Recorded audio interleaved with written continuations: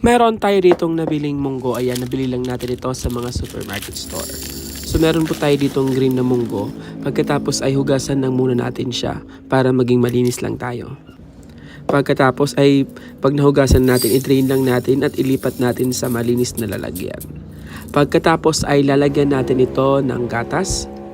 So meron po tayo dito isang lata ng gatas, pero yung ating lalagay dito ay kalahating lata lang. Kahit anong gatas ay pwede dito. Soak lang natin or ibabad lang natin ng 1 hour hanggang 2 hours lang yung ating tawag doon, munggo. Pagkatapos kunin na natin yung ating pan o yung ating saucepan, ilagay na natin yung ating binabad na munggo kasama yung gatas syempre. Ayan, binabad lang natin yung ating munggo para mas maging soft or para mas madaling maluto yung ating gatas o yung ating munggo dito. Ayan, nagdagdag pa rin tayo ng isang baso ng ating tubig. Pagkatapos lakasan lang natin yung ating apoy and then simmer lang natin siya ng 10 to 15 minutes. So kailangan yung i-check every 5 minutes guys. Kung makikita nyo kung medyo wala na yung tubig, magdadagdag pa tayo dito ng isang baso ng tubig hanggang sa maging gumanito na nga yung kanyang texture, yung ating munggo ay umalsa na or maging soft na.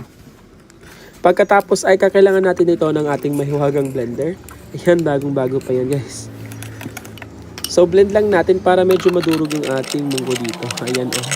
Hindi pa tayo marunong magasara. Ayan, medyo natanga tayo dun. So ayan, blend lang natin siya. Hindi naman kailangan talagang sobrang pino. Kailangan lang natin na medyo may mangunguya pa tayo, di ba? Mayroon tayong crunch na makakain, di ba? Kakaiba nga yung ating recipe ngayon, guys. Gagawa tayo ng cupcake na munggo. Ilipat lang natin ito and then palamigin lang natin siya ng konti. Dahil medyo mainit pa yan. Pagkatapos sa isang mixing bowl nga ay maglalagay tayo ng 200 grams ng ating butter or yung ating margarine kung wala kayong butter. Kung wala naman kayong margarine, pwede naman ay vegetable oil, cooking oil na lang ilagay dito. Pagkatapos ay maglalagay lang tayo dito or yung ating butter ay cream lang muna natin siya. Kung meron kayong wire whisk, mas maganda yun guys para mas padali yung pag-cream ng ating butter. Kung meron po rin kayong electric mixer, mas maganda rin yung guys. And then maglalagay tayo dito ng 2 cups ng ating brown sugar. Yan, brown sugar yung ating gagamitin dito para mas lalong matamis yung ating recipe ngayon. Haluin lang natin siya ng maigi hanggang sa matunaw na nga yung ating sugar.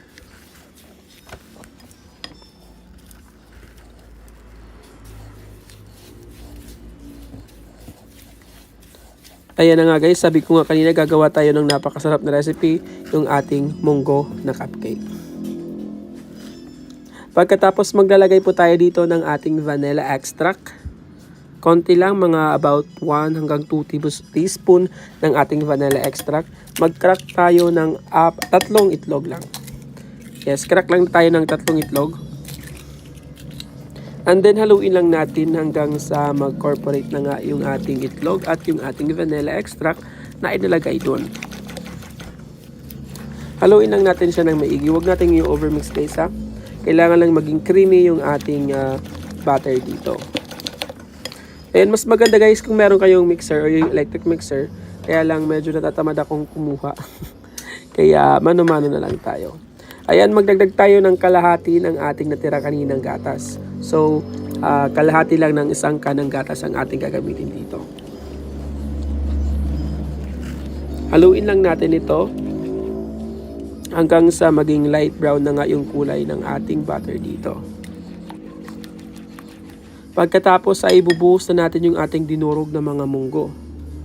Ayan, siguraduhin lang natin guys na malamig na yung ating munggo para hindi siya maluto yung ating itlog doon. Haluin lang natin ito hanggang mag-corporate na nga lahat ng ating munggo doon sa ating butter. Haluin lang natin siya ng maigi, wag po natin siyang i-overmix para hindi po masira yung ating recipe ngayon. Pagkatapos maglalagay lang tayo dito ng 2 cups ng ating all-purpose flour. Sift lang natin ito para matanggal yung mga buo-buo. Kung wala kayong all-purpose flour, ay pwede kayong gumamit ng cake flour. So, bali 1 cup and then 2 cups ng ating all-purpose flour ang ating isi-sift dito. Kailangan talaga sifted guys yung ating flour at yung ating mga dry ingredients para maiwasan natin yung pagbuo-buo. Maglalagay din tayo ng 1 teaspoon ng ating baking powder at 1 teaspoon ng ating baking soda. Sift lang natin, ayan yung sinasabi ko guys. Kailangan talagang siftin ito para maiwasan yung ganyang pagbuo-buo. Pagkatapos ay haluin lang natin siya ng maigi. Again guys, paalala ulit, huwag natin siyang i-overmix.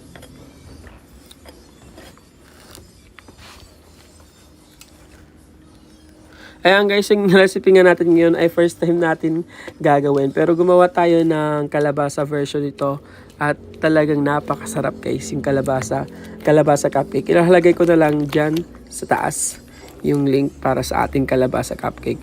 Ayan, so try natin sa munggo kung masarap din siya. At tingnan natin, no, diba? Pero mukhang masarap naman guys. Same lang din siya ng procedure sa ating kalabasa. Ayan, so meron po tayo ditong liner or yung ating muffin molder.